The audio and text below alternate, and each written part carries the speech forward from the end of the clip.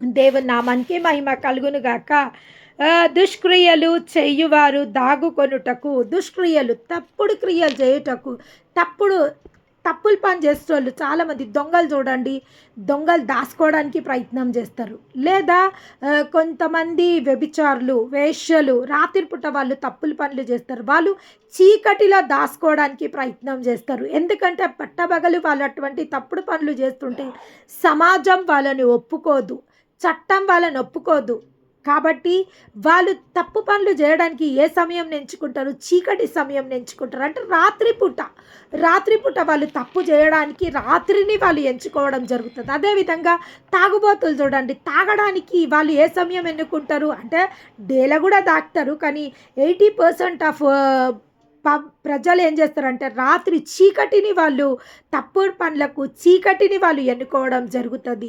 ప్రతి దొంగలు చీకటిని ఎన్నుకుంటుండ్రు, వ్యభిచారులు చీకటిని ఎన్నుకుంటుండ్రు, నరహంతకులు చీకటిని ఎన్నుకుంటుండ్రు. ప్రతి పాపము దుష్క్రియ చేయి ప్రతి వాళ్ళు మాంత్రికులు చీకటినే ఎన్నుకుంటారు. మంత్రతంత్ర ప్రయోగాలు చేయాలంటే రాత్రులు వాళ్ళు ఎన్నుకోవడం జరుగుతుంది. అంటే ఏ దుష్క్రియ చేయాలన్నా కానీ దాని లింక్ ఎక్కడుందంటే చీకటితో ఉంది. చీకటి సమయంలో వాళ్ళు ఆ దుష్క్రియలు చేయగలుగుతారు. ఇక్కడ చూడండి, దుష్క్రియలు చెయ్యువారు దాగుకొనుటకు చీకటి అయినను. వాళ్ళు ఏమనుకుంటారంటే మేము చీకట్ల దొంగతనం చేస్తే ఎవ్వరికి మేము పట్టుబడము, లేదా చీకట్లో వ్యభిచారం చేస్తే ఎవ్వరు మమ్మల్ని చూడరు, లేదా మేము చీకటిలో తాకితే మమ్మల్ని ఎవ్వరు చూడరు, లేదా చీకట్లో మేము ఇంకా ఏమైనా హేయక్రియలు చేస్తే ఎవ్వరికీ కనబడది. దిశ కేసులో మనం చూసినాం, అమ్మాయిని రాత్రి రేప్ చేసిండ్రు, కానీ ఉదయం వరకు అది బట్టబయలు అయిపోయింది. ఉదయం వరకు రాత్రి ఆ దుష్క్రియ జరిగింది, కానీ ఉదయం వరకు లోకంకంతా యొక్క పాపము బట్టబయలైపోయింది. వాళ్ళు చేసిన దుష్క్రియ ఉదయం వరకు బట్టబయలు కావడం జరిగింది. దేవుని నామానికి మహిమ. ఇక్కడేమంటుండంటే చీకటి అయినను మరణాంధ్రకారమైనను దుష్క్రియ చేయువారు దాగుకొనుటకు, వాళ్ళు దాచుకోవాలంటే వాళ్ళు చీకటి వాళ్ళని దాయలేదు. దుష్క్రియ చేసే వాళ్ళని చీకటి వాళ్ళని దాయలేదు. అదేవిధంగా ఇంకొకటి దాయలేదంట. ఏంది అంటే మరణాంధ్రకారమైనను వాళ్ళని దాయలేదు. చూడండి, కొంతమంది తప్పులు చేస్తారు. ఆ తప్పుల నుంచి తప్పించుకోవడానికి ఏం చేస్తారు? సుసైడ్లు చేసుకుంటారు. చాలామంది సుసైడ్లు చేసుకుంటారు. ఆ తప్పు ఇక బట్టబయలు అవుతుంది, ఇక ఆ తప్పు లోకంలోకి ఎక్స్పోజ్ అవుతుంది అనగానే వాళ్ళు ఏం చేసేస్తారంటే వాళ్ళు చాలామంది మనం చూస్తాం, వాళ్ళ పిల్లలను వాళ్ళు చంపుకోవడము, వాళ్ళు చచ్చిపోవడము, లేదా భార్యను చంపి పిల్లలను చంపి ఇక వాడు పోలీసుల చేతికి చిక్కుకుంటాడు అని అనుకున్నప్పుడు తను కూడా నష్టపరుచుకొని సుసైడ్ చేసుకొని చనిపోవడం, ఇటువంటి చాలా సంఘటనలు మనం వినున్నాం. కాబట్టి ఒక దుష్క్రియ చెయ్యు వ్యక్తికి పాపమైన దాచలేదు, ఆ పాపంని చీకటి అయినా దాచలేదు, మరి మరణాంధ్రకారం కూడా ఆ యొక్క దుష్క్రియ చేసినోని పాపంని దాచలేదు. పాపం ఎటువంటిదంట, ఒక అగ్గిని తీసుకుపోయి మనం కొంగులో పెట్టుకున్నాం అనుకోండి, ఏమవుతుంది? మన దేహం అంతా కాలిపోతుంది. అదేవిధంగా పాపం అనేది అది అగ్నితో సమానము. ఆ అగ్ని నిన్ను కాల్చివేసే వరకు, దుష్క్రియలు అనేటివి అది నిన్ను కాల్చివేసే వరకు అది ప్రశాంతంగా ఉండదు. తప్పకుండా అది ఎదుటివారి ప్రాణంని తీస్తుంది, నీ ప్రాణంకి కూడా అది ముప్పు. కాబట్టి దుష్క్రియలు చేయొద్దు. దానికన్నా ముందు వచనంలో ఏముంది? ఆయన దృష్టి నరుల మార్గము మీద నుంచబడి ఉన్నది, ఆయన వారి నడతలనన్నిటినీ కనిపెట్టుకొనిచున్నాడు. ఎవరి దృష్టి? దేవుని దృష్టి నరునిపై ఉందంట. అవి చెడ్డ క్రియలైనను మంచి క్రియలైనను ప్రతిదీ ఆయన గమనంలోకి వస్తుంది. ఆయన చిత్తం లేనిది మనము ఒక కాలు తీసి ఒక కాలు ఇయ్యలేము. మనము ఏ చేసినా కానీ తప్పకుండా దేవునికి తెలవడం జరుగుతుంది. ఆయన చిత్తం లేనిది. చూడండి, ఆయన దృష్టి నరుల మార్గముల మీద ఉంచబడి ఉన్నది, ఆయన వారి నడతలన్నీ కనిపెట్టుచున్నాడు. అంటే మనం ఒక అడిగేస్తున్నా కానీ దేవుడికి తెలుస్తూనే ఉంది. ఒక పాపం వైపు మనం వెళ్తున్నా, ఒక నాశనం వైపు మనం వెళ్తున్నా, ఒక ఉరి వైపు మనం వెళ్తున్నా, ఒక కీడు వైపు వెళ్తున్నా, లేదా ఒక మేలు వైపు. యోబు జీవితంలో జరిగిన దాని గురించి యోబు స్నేహితులు యోబుని పరామర్శించడానికి రావడం జరిగింది. కానీ అక్కడ వాగ్వాదం జరుగుతుంది. యోబుకు తన స్నేహితులు స్నేహితులకు ఇక్కడ వాగ్వాదం జరుగుతుంది. చూడండి యోబు ఎవరు? యోబు ఒక దేవుని భక్తుడు. దేవునికి ఒక ఇష్టడు. దేవుడు ఒక గర్వపడే వ్యక్తి. ఎందుకంటే దేవుడు దుష్టునితో ఏమంటాడంటే, యోబంత నీతిమంతుడు ఈ లోకంలో లేరయ్యా అని ఒక గొప్పగా ప్రౌడ్ ఫీల్ అయ్యి దేవుడు దుష్టునికి చెప్పినప్పుడు దుష్టుడు అంటాడు, ఆహా ఒక్కసారి కంచైతుంది ఇయ్యి, యోబు నిజ స్వరూపం ఏందో నీకు ఎరకైతుంది, ఆ యోబుకున్న ఆ యొక్క మంచితనం ఏందో నీకు బాగా తెలుస్తుంది, ఒకసారి దియ్యి అని అన్నప్పుడు దేవుని ఆ యొక్క అపవాది యొక్క చిత్తానుసారం దేవుడు కంచె తీయడం జరుగుతుంది. నిజంగా కంచె తీసినప్పుడు ఇక్కడ యోబు ఎటువంటి మాటలు దేవుడి పట్ల కలిగి యథార్థవంతుడే, భక్తిపరుడే. చూడండి కొన్ని సిచ్యువేషన్స్లలో మన భక్తి మన నోటి నుంచి వచ్చే మాటలని ఆపలేదు. కొన్నిసార్లు కొన్ని సిచ్యువేషన్స్ గుండా మనం వెళ్తున్నప్పుడు, కొన్ని నిరాశ నిస్పృహల గుండా మనం వెళ్తున్నప్పుడు మన నోరు అదుపు తప్పిపోతుంది. అప్పటి వరకు దేవుని గుణగణాలను స్తుతించే ఈ నోరు, దేవుని గుణగణాలని కొనియాడే ఈ నోరు దేవుని దూషించడం మొదలు పెడుతుంది, దేవుని శపించడం మొదలు పెడుతుంది, దేవుని అనరాని మాటలు అనడము మొదలు పెడుతుంది. భక్తులకు కూడా ఇది సంభవించింది. ఇక్కడ యోబు చూడండి ఏ విధంగా మాట్లాడుతుండు, దేవుడు నా పట్ల న్యాయము తప్పెను. సర్వలోక న్యాయాధిపతి అయిన దేవుని యోబు ఏమంటుండంటే దేవుడు న్యాయం తప్పిండంట. ఈ కాలాలు ఈ కాల గమనాలు ఆగిపోయినా కానీ మన దేవుడు న్యాయము తప్పని దేవుడు, మన దేవుడు అన్యాయస్తుడైన వాడు కాదు. ఎందుకంటే మన దేవుడు భూలోకపు న్యాయాధిపతి అయిన దేవుడు. మన దేవుడు ఎవరు అంటే మన దేవుడు భూలోకపు న్యాయాధిపతి అయిన దేవుడు. ఏమని రాయబడింది చూడండి, దేవుడు నా పట్ల న్యాయము తప్పెను, న్యాయవంతుడనై ఉండియు నేను అబద్ధీకునిగా ఎంచబడుచున్నాను. చూసినవా, దేవుడు న్యాయం తప్పినందుకంట ఆయన అబద్ధీకునిగా ఎంచబడుతుండంట.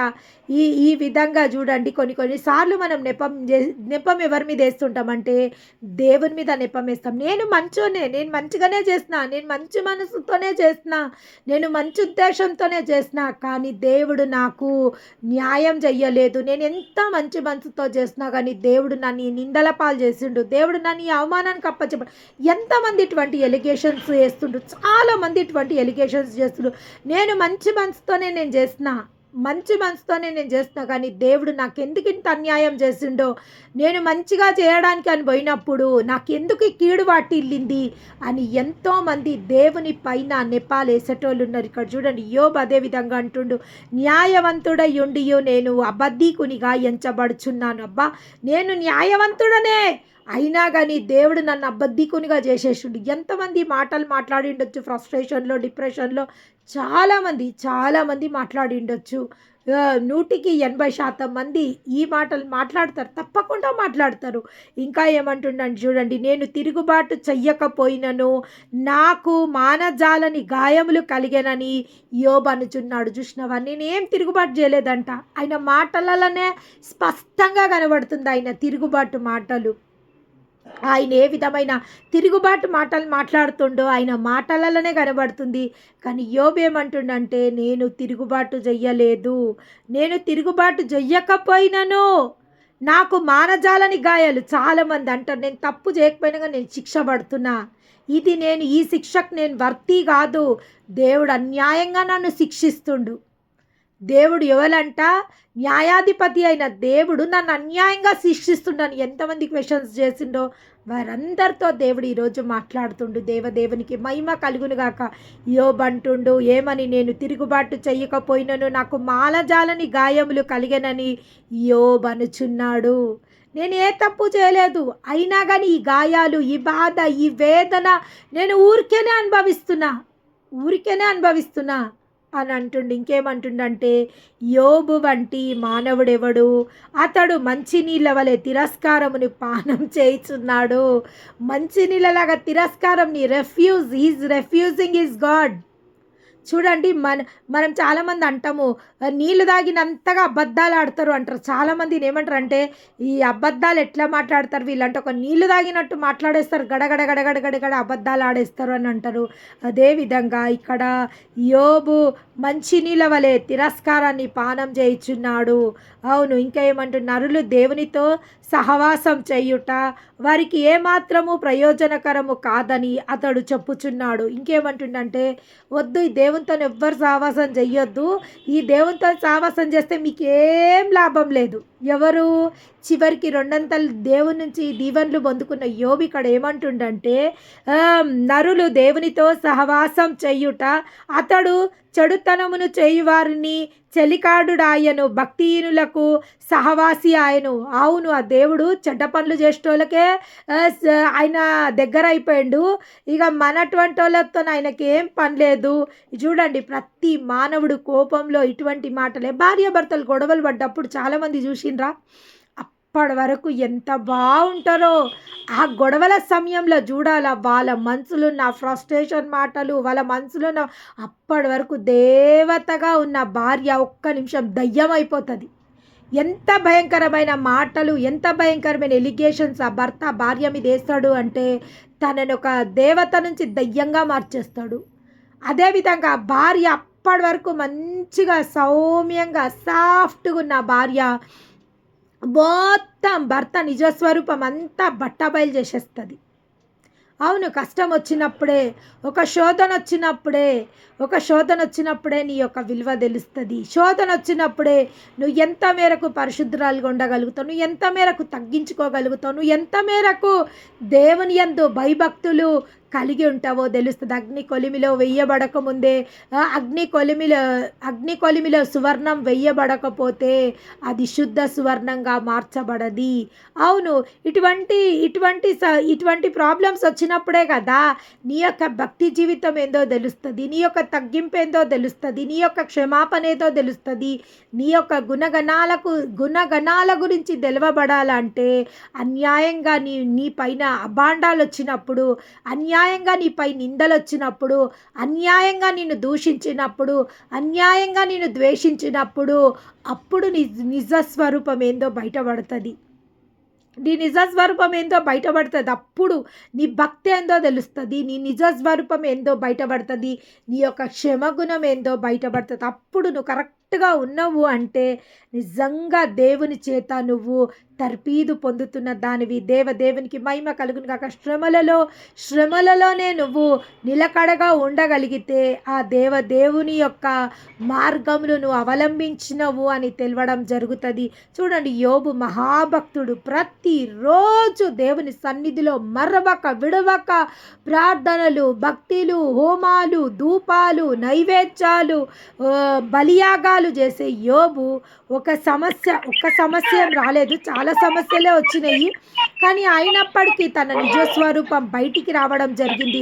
దేవునికి మహిమ కలుగును గాక. ఇంకా ఏమంటుండంటే, దేవుడు అన్యాయం చేయుట అసంభవము, సర్వశక్తుడు దుష్కార్యములు చేయుట అసంభవము, నరుని క్రియలకు తగినట్టుగా ఫలమును ఆయన వారికిచ్చును. ఇంకేమంటుండంటే, నరులు దేవునితో సహవాసం చేయుట వారికి ఏమాత్రము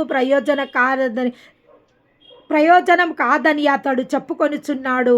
విజ్ఞానము గల మనుషులారా నా మాట ఆలకించుడి. ఏమంటుండంటే, జ్ఞానం కలిగిన వాళ్ళ నా మాట వినుడి. దేవుడు అన్యాయము చేయుట అసంభవము, సర్వశక్తుడు దుష్కార్యము చేయుట అసంభవము, నరుని క్రియలకు తగినట్టుగా ఫలము ఆయన వారికి ఇచ్చును. అందరికీ వారి వారి మార్గములను బట్టి వారికి ఫలమిచ్చును. దేవుడు ఏమాత్రము దుష్కార్యములు చెయ్యడు. సర్వశక్తుడు, న్యాయం తప్పడు. మళ్ళీ యోబు చూడండి, రెండో స్టేట్మెంట్ ఏమిస్తుండు, అప్పటి వరకు నరుడు దేవునితో సహవాసం చెయ్యొద్దు అంటుండు. దేవుడితో సావాసం చేయొద్దు అన్నోడు రెండో నిమిషంలోనో ఏమంటుండు చూడండి, తప్పు చేయనోళ్ళు ఈ లోకంలో ఎవ్వరూ లేరు. కానీ ఆ తప్పుని నిమిషాల మీదనే సర్దిద్దుకునేటోళ్ళు వాళ్ళ జీవితంలో వాళ్ళు ఏది కోల్పోకుండా అన్నీ భద్రపరచుకోగలుగుతారు. దేవుని నామానికి మహిమ కలుగును కాక. సమయం ఉండగానే నువ్వు సద్వినియోగపరుచుకుంటే నువ్వు తేర చూసినప్పుడు నీ ఇంట నుండి ఒక్క వస్తువు కూడా పోయినట్టు నీకు కనబడది. నువ్వు ఒక్క నిమిషంలోనే యోబు తన నోరు జారేసిండు, మళ్ళీ ఒక్క నిమిషంలోనే తన మాటలని ఆయన రివర్స్ చేసుకుండు. చూడండి ఏమంటుడు, అందరూ వారి వారి ఎవరు తప్పు చేస్తే వారికి ఆ ప్రతిఫలం పొందుతారు. దేవుడు అన్యాయస్తుడు కాడు. ఇప్పుడే ఇక్కడ దేవుడు అన్యాయస్తుడు, దేవుడు మనుషులతో సహవాసం చెయ్యొద్దు అని అంటుండు. ఇక్కడనే దేవుడు అన్యాయస్తుడు కాదు అని అంటుండు.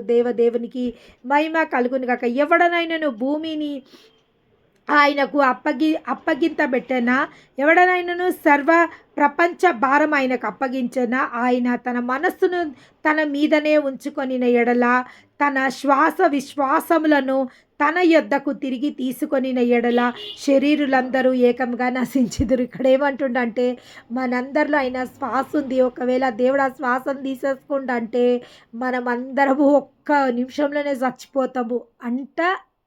How powerful a God is. ఆయన చెప్పేదానికి అర్థం ఏంటంటే ఎంత గొప్ప దేవుడు. ఆ దేవుడు లేకపోతే మనము భూమి మీద ఒక్క నిమిషం కూడా మనం బతకలేము. ఒకవేళ ఈ మన నాసికా రంధ్రాలలో ఉన్న ఈ ప్రాణవాయుని ఆయన తీసుకుండు అంటే మనము చచ్చిన శవాలతో సమానము.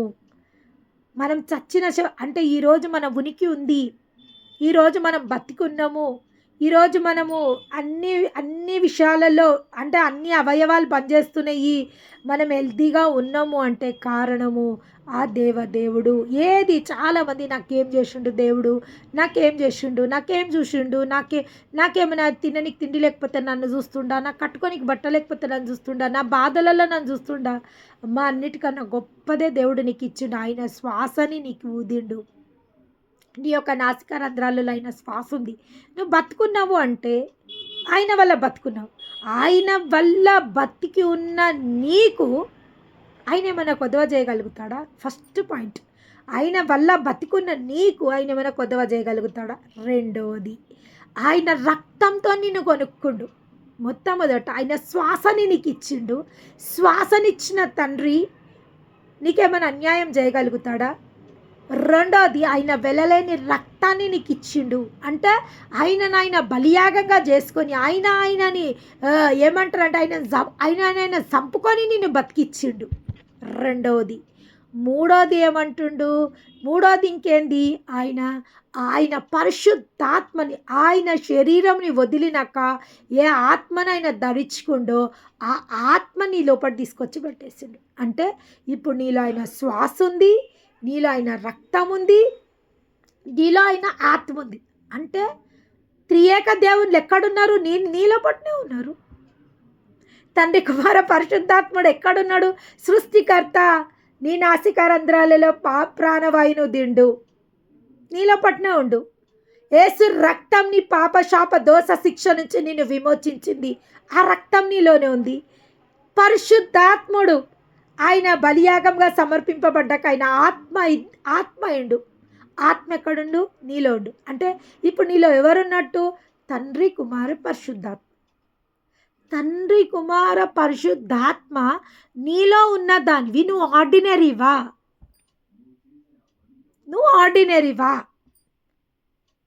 నువ్వు చిన్న దానికి ఫ్రస్ట్రేట్ కావడం, చిన్న దానికి బాధపడడం, చిన్న దానికి నొచ్చుకోవడం, చిన్న దానికి రచ్చ చేయడం, చిన్న దానికి అభియోగాలు మోసుకోవడము. నిజంగా ఎవరున్నారు మన లోపట? త్రియేక దేవుడు మన లోపట ఉన్నాడు. తండ్రి యొక్క శ్వాస, కుమారుని యొక్క రక్తము, పరిశుద్ధాత్మ దేవుని యందలి నిత్య సావాసం మనలో ఉంది. మనం ఆర్డినరీయా? అంటే మనము ఇట్లా ఒక ఊపిరి మనం తీసుకున్న ఒక బ్రెత్ కూడా ఆయన కంట్రోల్లో ఉంది. దేవునికి మహిమ కలుగును గాక. మనం ఒక కన్ను రెప్ప ఇట్లా బ్లింక్ చేసినా కానీ అది ఆయన ఆధీనంలో ఉంది. ఎస్, నేను కూర్చుండుట, నేను పడుకుంటుట సమస్తం ఆయన వశంలో ఉంది. We're in the control of our almighty. అంటే మనం ఎవరి కంట్రోల్లో ఉన్నాము? దేవుని కంట్రోల్లో ఉన్నాము, దేవుని ఆధీనంలో ఉన్నాము. ఇక్కడ రాయబడి చూడు, మనం నడుస్తుంటే కూడా ఇక్కడ రాయబడింది, ఆయన దృష్టి నరుల మార్గముల మీద ఉంచబడి ఉన్నది. చూడండి, ఆయన దృష్టి నరుల మార్గముల మీద ఉంచబడి ఉన్నది. ఆయన వాడి నడతలన్నీ కనిపెట్టుకొనిచున్నాడు. అంటే మనం నడిచేది, మనం కూర్చునేది, మనం మాట్లాడేది, మనం వినేది, మనం తినేది, మనం ప్రతీది ఎవరి కంట్రోల్‌లో ఉంది? దేవునికి మహిమ. దేవుని కంట్రోల్‌లో ఉంది. అన్నీ ఆయన కంట్రోల్‌లో ఉన్నప్పుడు, అన్నీ ఆయన ఇష్టానుసారం జరుగుతున్నప్పుడు, మరి మనమెందుకు ఇంత హైపర్ అయిపోయి, ఇంత రచ్చ చేసుకొని, ఇంత ఫ్రస్ట్రేట్ అయిపోయి, ఇంత బాధ అయిపోయి, నిజంగా రియల్ బిలీవర్స్ ఎవరు అంటే ఏది జరిగినా నా దేవునికి స్తోత్రం అని ప్రశాంతంగా కడుపు నిండా తిని కంటి నిండా పడుకుంటోళ్ళే నిజమైన బిలీవర్స్. నేను ఎప్పుడు ఒక మాట యూజ్ చేస్తా, దేవునికి గుడ్డోళ్ళు, మూగోళ్ళు, చోటోళ్ళు కావాల. దేవునికి మహిమ కలుగును గాక. కళ్ళుండి నీ కళ్ళెదురుగా ఎంత బీభత్సం అవుతున్నా మేరకు నైదిక్రా, ఎంత బీభత్సం నీ ఎదురుగా అయినా నేనేం మాట్లాడలేను. ఎంత నీ ఎదురుగా ఎన్ని మాటలు పలుకుతున్నా నాకేం వినబడతలేదు. సారీ, నాకేం వినబడతలేదు. నాకు సంబంధం లేదు. నేను విని నేను రియాక్ట్ అవ్వాల్సిన అవసరం నాకు లేదు. నిజంగా ఈ 3 ఎవరైతే ఫాలో అవుతారో వాళ్ళ లైఫ్ ఒక టర్నింగ్ పాయింట్ అయిపోతుంది. చిన్న చిన్న